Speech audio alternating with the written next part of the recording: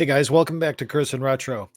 I decided to do this video, subject today, based on a lot of observations I'm seeing on social media and interaction with people.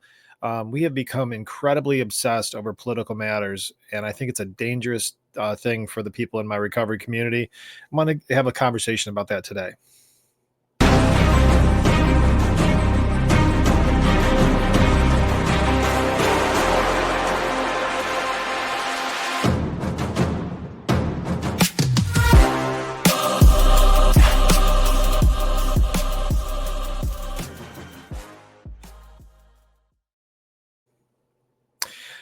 I think we're in a time when we're dangerously obsessed over politics.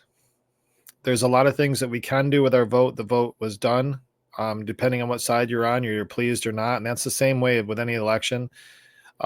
This particular election was so significantly weighed in one way that there's a lot of dangerous behaviors with those that won and a lot of dangerous behaviors with those that lost. Either way, I think this ongoing obsession that we're having over politics is most importantly dangerous for those in the recovery community. And I'll explain why. I'll do my best to remain neutral on it, but I do have a political bias, and I'll share that right up front. I believe that our time of sitting back and allowing ourselves to be enslaved by a federal government that was wasting our money should have been over with, and it would have taken an abrupt change to make that happen. I'm not mentioning the person behind it all because that's really what seems to be the problem. It's not that we're switching things around, it's who that's doing it. And I think that that's what's getting people sideways. And I honestly don't understand why we're doing this and why we are happier being robbed. We're happier being less safe and happier when we're playing games publicly to make us feel good in the media, when in fact we were being extorted the entire time. That's my bias about it. It has nothing to do with who's in office. I would have felt this way no matter who was in office. And in fact, I think in some regards, the person that's trying to label themselves as savior of all this stuff is particularly culpable in it because it was only 4 years ago he was in office too. So therein lies part of the issue I have, is that we're spending all of this time obsessing over every little kink in what's going on. And nobody in this picture, and not one elected official in this picture that's currently here, can exonerate themselves from what we found ourselves in. Now, this particular president and his administration has decided to make a name for themselves as being the patron saints of all things that we need corrected. And I think they're doing the right thing. But somebody had to do it, whether it was this one or somebody else. We had to stop, pause, stop the wasted spending, protect this country if we're ever going to survive. Now, the other side that I have a real problem with is this ongoing similar behavior that I see that is constantly obsessing over this stuff and lost complete track of, in many cases, a mission to help others. I have the bias that says that there's no nobility in politics. They're generally speaking not representing a person that's down and out, no matter who it is. They may position a program in the media to make us think that they're looking out for us, but why are we still having some of the troubles we had with programs that were here and nothing really improving? Our cost of living skyrocketing, our threats against this country not prominent in the news, but very obviously growing. Our communities deteriorating and no opportunities for people. Hope generally going away. And we're still buying into the very same media that we're grabbing onto to say that we're being downtrodden again. I don't see it. And it's not because I'm blindly following the current president, because I'm absolutely not. And in fact, many of the policies in my own work have put me in a very distressed situation because of business decisions that have to be made based on the fact that we only work with the federal government. If their budgets stop, we have nothing to sell. If their people leave, we have nobody to sell to. If they have extraordinary changes in their buying behavior, our company does not exist. So I personally have a lot of interest in this for my family and providing for my family and decisions I have to make for others that provide for their family based on the changes that are being made. And yet, even in that, I still see the necessity of us going through this season of suck to get our country back on track. We've been selling ourselves for decades, and we've been doing it through just throwing money at things, thinking that there was a future there. And there clearly was not. I personally would rather have that come to an abrupt end, go through the pain of getting it done, get it done within the next few months as they're doing, and then reset ourselves in an environment that we can actually afford, that fortifies the country in terms of a sovereign nation that is no longer hostage to other countries and what we've given away or lended away or bartered away or stolen. That's what I believe. Now, the thing I'm having a hard time with, and this is really the notion of the video, the biggest thing this week was Zelensky. There was this big, if he can't stand our president, then and I'm holding on saying his name because clearly, if I say his name on this channel, my video gets almost no views. So Zelensky's in there, and he's portraying a certain image, and it led to a very lively interaction, unlike anything we've ever seen before. Two opposing sides that we saw one snippet of what actually happened, and now all of a sudden we've got everybody's an expert and banging out their keyboard about everything that's falling apart. I mean, it has been literally every single day I'm seeing people absolutely lose their mind over this, and about, pledging that they're going to rise and they're going to fight and they're going to whatever. Well, it is your right to fight against things you don't believe in, but I think that it's just absolutely short-term thinking. And on top of it, this conversation has become incredibly distracting, to the point that normally I don't even get into this stuff on here unless it's really irritating me. And this is one that's irritating me, and I think it's problematic for those in recovery. I've seen leaders of programs that I consider to be incredibly important for our community, and those that are homeless and recovery and those types of things, those that are struggling in current addiction so they can find another way. And we are spending all of our time talking about these political matters that to this point are affecting some, but not to the levels that we're portraying. We become so used to the fear mongering that any single thing that goes against what we feel comfortable in, all of a sudden is going to be the end of the world. Now we throwing around things like World War III, and we're throwing around how people hate people. And what I find interesting is that there's a population that couldn't stand religious construct before, and all of a sudden is hanging on every word of the Pope. We are inconsistent, and we are I don't even know what the word is to use, but we've come to a place that we are very obviously hypocritical in terms of even how we fight our arguments. And that's both sides. I'm personally frustrated with the gloom and doom, crying, screaming that I'm seeing all the time. It's nothing I've ever had patience for, and I don't care what the opinion is, but I also don't have patience for the ongoing gloating and this over top of the scale macho that I'm seeing out of people that voted for the president. There are some that I believe are truly believing and willing to put their own skin in the game to make sure that our country's safe. But there's many that just are over the top, taking this masculine approach to things, and now they feel like it's a social norm, so they can do this all the time. And that's dangerous too. I'm a person that believes that I need to defend my home and take care of my own space, and I absolutely will do that to the best of my ability, even at my age. There's nothing in me that will back down to defending my home and the people in it. It's my obligation. It's why I'm here on this earth.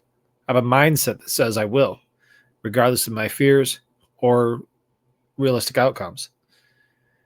I have an opinion about what's going on about my political environment, and I think it's irresponsible not to notice and place your vote and try to do the right thing to make sure that you're in the best possible way. And that's what the United States of America is designed to be, is a place that we the people have a right to say. But I think we are incredibly naive and foolish and short-sighted to believe that we've had that say for a while. All these conspiracies that we were shot down as, you got a conspiracy theory. You're a conspiracy theorist if you believe that elections could be rigged, or if you believe that inside jobs would wipe out a president. We're seeing things with JFK's assassination that are coming out even now that have been rumored for my whole life, are apparently more true than they weren't. I think we need to pause for a minute, I guess, is really what it boils down to. When you start doing these rants online, the only thing you're doing is looking to pick an argument because you're emoting. You don't have a solution. You certainly do not have the total picture. I'll use this case this week. One side would look at that and say, our president's a narcissist. He's gaslighting. I've seen a whole litany today.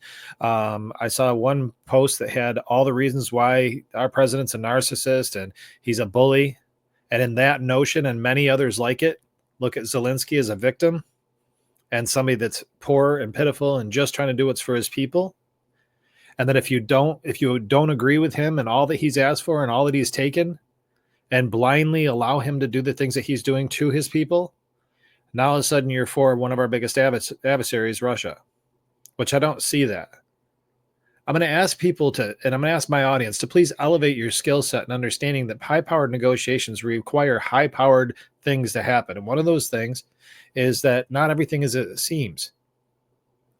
You know, that scene in the Oval Office, let's just say that on one side has the view that was just bad behavior by a president. That's how he always is. That's what he is. He's emoting and driving a country to the ground because that's what it is. That's one side. Another side says, yes, that president is finally standing for us. This is what a president looks like. He's tough and we're not going to get pushed over anymore. That's one side. Well, what if perhaps in the middle was a negotiation that had been going on behind the scenes in a country like Ukraine that didn't want that president in office anymore anyway? And he's been going on a media tour in the U.S. to garner support for himself and what he's doing for his country, and not necessarily a thing for his country.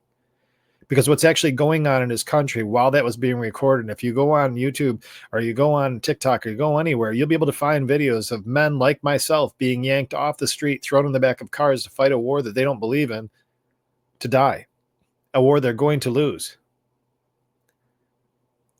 Now, my personal belief is I don't think that anything that was said in that room is exactly what's going on. I think that my personal belief is it was a setup in some respects to make Zelensky look bad or to publicly show the United States position. When was the last time you saw a vice president speak up so much in a president's press conference with a foreign leader? You don't see it much. To me, that was a staged environment to show how vehemently opposed we are to Zelensky, not Ukraine, Zelensky. At the same time, you hear word of politics inside of Ukraine and how they aren't for him either. And we don't know what the negotiations are with Russia. Russia has to be at the table to have anything happen with peace. What if it wasn't Zelensky as a victim? What if it wasn't that our president was an abusive jerk? What if it was countering the media campaign of a president of a country that doesn't want him representing him that way and knows full well that he's not even in control and driving bad things? What if it was a necessary public display? And what if in the next week peace is settled in Russia and Ukraine?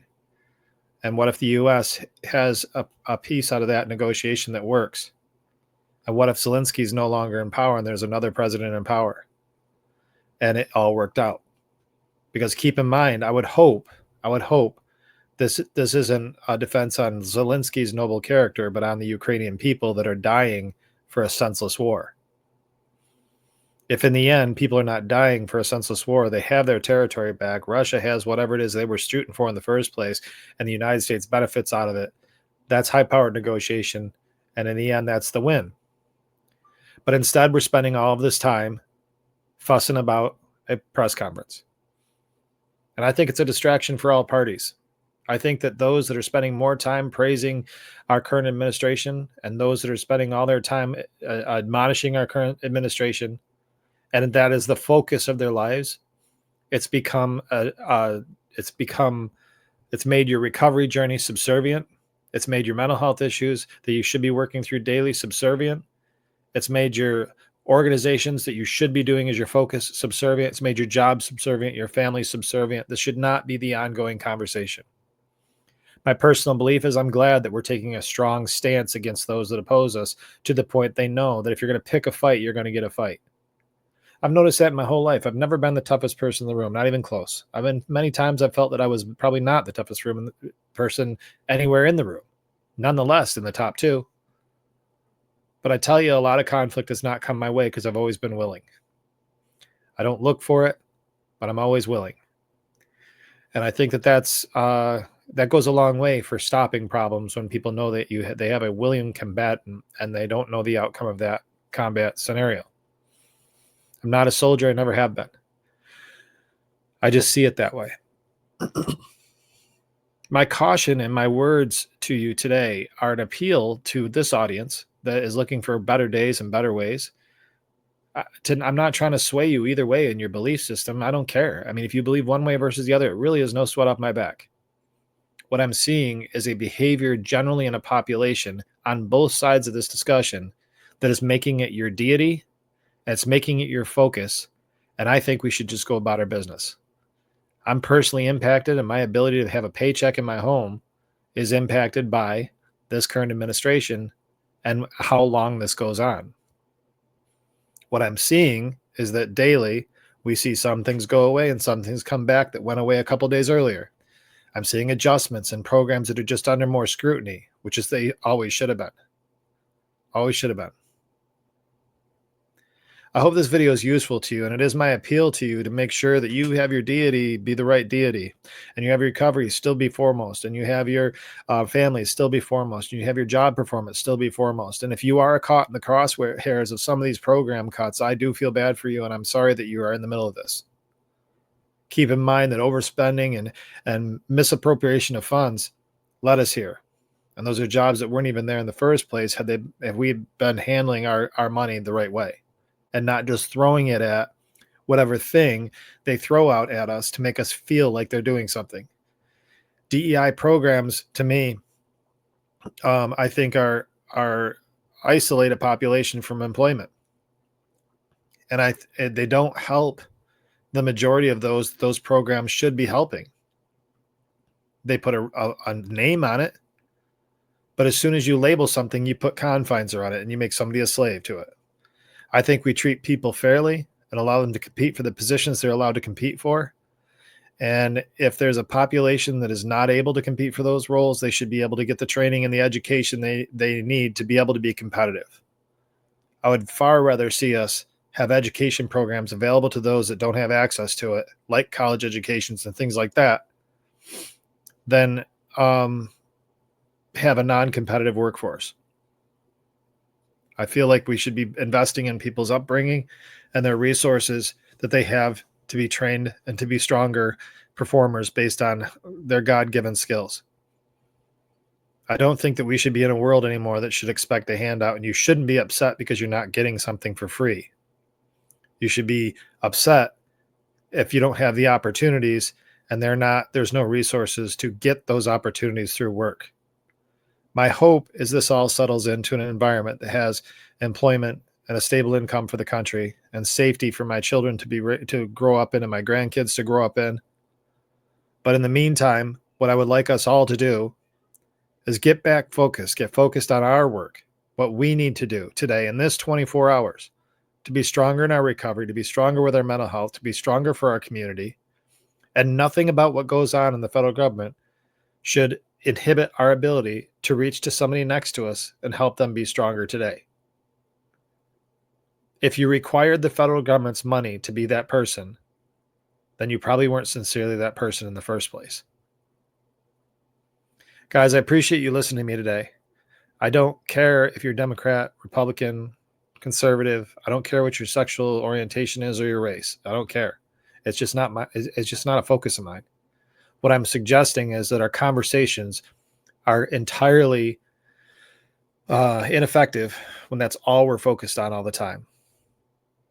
Just work alongside people. Let's make ourselves stronger. We have that ability to do that today. In this 24 hours, as a community of people within the recovery community, we can do more than we could yesterday, regardless of what our government is doing or not doing, or whatever's happening in a press conference or not happening in a press conference. And for God's sakes, be humble enough to know that you don't know everything that's going on based on what the media shared with you. I mean, let's get real. If you believe that you have all the answers based on what's being shared with us in a 30-second soundbite, then you might want to do a personal inventory to recognize you might be being naive. Thanks, guys, for tuning in. Please like, subscribe, comment. If you got something to oppose this video, by all means, comment. I'm curious to see what you have to say. But between now and the next time we talk, I'm going to do everything I can to stay out of trouble, and I hope you do too.